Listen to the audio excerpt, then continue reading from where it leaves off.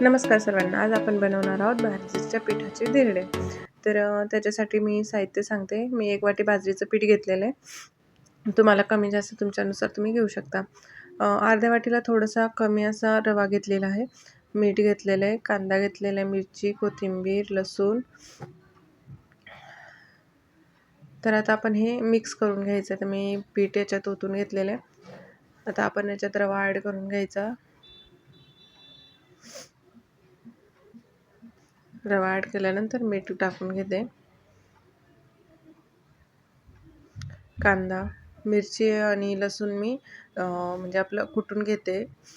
तुम्ही मिक्सरच्या भांड्यात तुम्हाला काढायचं तर मिक्सरच्या भांड्यात काढू शकता, पण मी कुटून आणि मग त्याच्यात मिक्स करते. आता कोथिंबीर मी बारीक चिरून याच्यात ॲड करून घेतलेली, कांदा पण ॲड करून घेते. तुम्हाला अजून याच्यात कुठल्या भाज्या ॲड करायच्या असतील, गाजर म्हणा किंवा कोबी म्हणा, तर तुम्ही ते ॲड करू शकता. आता मी मिरची आणि लसूण पण असं छान असं ठेचून घेतलेला आहे, तर मग मी तो ॲड करते. भाज्या तुमच्यानुसार तुम्ही ॲड करायचे. तुम्हाला ज्या भाज्या आवडत असतील त्या तुम्ही ॲड करू शकता. कोथिंबीर मी अजून घालणार आहे. कोथिंबीर तुम्ही थोडीशी जास्त ॲड केली तर छान वाटते. टेस्टला छान लागतात धिरडे. आता हे सगळं छान आपण असं मिक्स करून घ्यायचं आहे.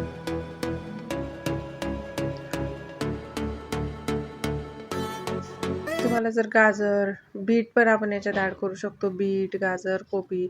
पण मी फक्त कांदाच ॲड केलेला आहे, कारण की माझे मिस्टरांना आवडत नाही, तर म्हणून मी फक्त कांदा घालूनच हे धिरडे बनवणार आहे. तर तुम्ही तुमच्या म्हणजे तुम्हाला जर आवडत असेल तर तुम्ही ते सगळे भाज्या ॲड करू शकता. आता मी ते 1 वाटी पाणी टाकून घेतलेले. आता आपण म्हणजे पाणी किती टाकायचं आपण म्हणजे मी सांगणार आहे याच्यात. आता 1 वाटी ॲड केलेले आहे आपण. बघून घ्यायचं आपलं पीठ कसं आहे. आता भरपूर घट्ट आहे आपलं पीठ, त्याच्यामुळे आपल्याला पाणी अजून ॲड करावं लागणार आहे. मी परत आता अजून 1 वाटी पाणी ॲड याच्यात करते. आपण जी पिठाची वाटी मी जी घेतलेली ना, त्याच वाटीचं प्रमाणात मी दाखवते, म्हणजे आपल्याला पण ते प्रमाण समजतं की किती पाणी आपण ॲड करायचं आहे असं. तर आता मी 1 वाटी फुल घेतलेलं होतं. आता मी याच्यात 2 वाटी ऑलरेडी पाणी घातलेले. आता अजून आपल्याला पाणी लागणारच आहे. मी आता अजून पाणी ॲड करून घेतलेलं आहे याच्यात. म्हणजे जेमतेम अंदाजाने जर म्हणायला गेलं तर आपल्याला 3 वाट्या पाणी लागतं सगळं, म्हणजे पूर्ण मिश्रण करून घ्यायला आपल्याला पूर्ण 3 वाट्या पाणी लागून जातं. आणि आपल्याला हे मिश्रण खूप घट्ट दाटसर असं नाही ठेवायचं, आपल्याला पातळ करायचं आहे. कारण की पातळ मिश्रणाचे धिरडे छान येतात. खूप घट्ट ठेवलं तर आपलं ते धिरडे एवढे छान येत नाही.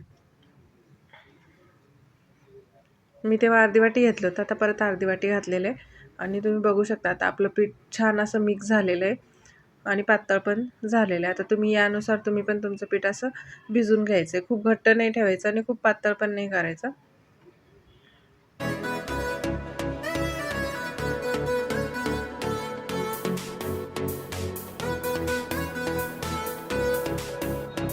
मी आता हे छान मिक्स करून घेतलेलं आहे. बघा आता कन्सिस्टन्सी तुम्ही बघू शकता. यानुसार तुम्ही पण पीठ भिजून घ्यायचं आहे. आता हे 15 मिनिटासाठी आपण साईडला ठेवून द्यायचं, कारण की रवा असतो ना आपल्या पिठामध्ये, तर रवा आपला फुलून जातो. आता 15 मिनिटात मी झालेले ठेवून आता मी इकडं गॅस ऑन केलेला आहे आणि तवा ठेवलेला आहे. तुम्ही तुमच्याकडे डोशांचा जो तवा असतो त्याच्यावरती पण तुम्ही करू शकता. पण माझा हा तवा छान आहे, मला हा आवडतो म्हणून मी ह्याच्यावरतीच करते. तर मी आता तेल लावून घ्यायचं आपल्या तव्याला पूर्ण छान असं, आणि मग फक्त आपल्याला ते पीठ त्याच्यावरती सोडत चालायचं आहे. आता मी घेतलेलं आहे पीठ, आता फक्त टाकत चालायचं, म्हणजे पसरवायचं नाही आहे आपल्याला, फक्त साईडने असं सोडत चालायचं आहे. ही खूप जाड बनत नाही, पातळच बनतं. खूप जाड असं वाटत असेल की जाड बनतंय, असं तर नाही. अगदी पातळ बनतं हे धिरडे तयार होऊन, जाड नाही बनत. आता मी हे छान टाकून घेतलेलं आहे.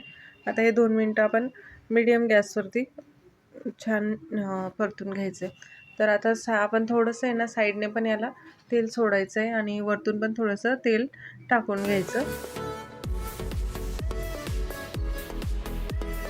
मी हे मीडियम गॅसवरती ठेवलेलं आहे.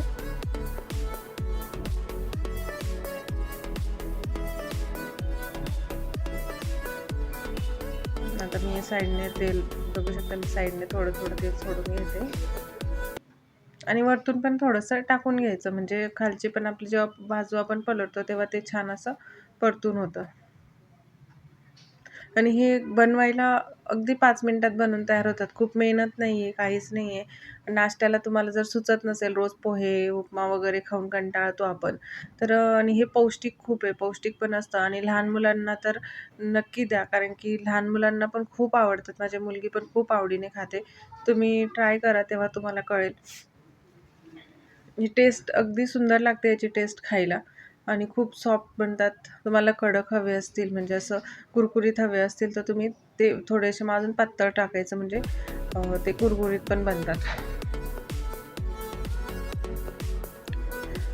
नाश्त्यासाठी हा पदार्थ अगदी सोपा आहे. म्हणजे आपल्याजवळ वेळ नसला तर काय करू नाश्त्याला, आता आपण विचार करत असलो, तर त्यावेळेस झटपट असा बनून तयार होणार हा नाश्ता आहे आणि सगळे आवडीने खातील असा आहे.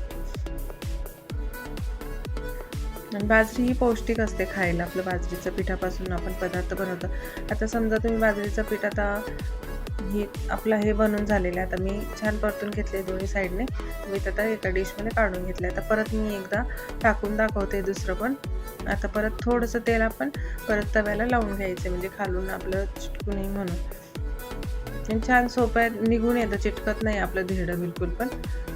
फक्त मीडियम गॅस ठेवायचा, खूप फुल गॅस करायचा नाही. कारण की फुल गॅसवरती कसं थोडंसं चिटकण्याचे चान्सेस असतात आणि ते लवकर असं हे होऊन जातं, परतून जातं. मग ते नीट शिजत नाही आपलं धिरडं आणि तुटायचा पण चान्स असतो, कारण की मग ते नरमच असतं ना, आपलं शिजतच नाही, तर मग ते कडक होत नाही खालची साईड. त्यामुळे मग ते आपल्याला पलटताना वगैरे ते तुटू शकतं. त्याच्यामुळे आपण थोडंसं तेल लावूनच घ्यायचं आणि गॅस फुल ठेवायचा नाही.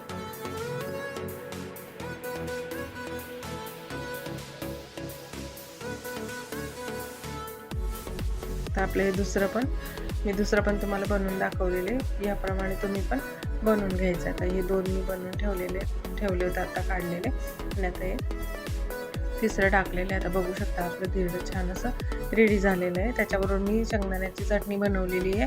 तुम्हाला आवडत असेल तर तुम्ही पण नक्की बनवा, नाही तर सॉससोबत पण मुलं खाऊ शकतात, पण चटणी बेटर आहे सॉसपेक्षा. तुम्ही पण नक्की ट्राय करा.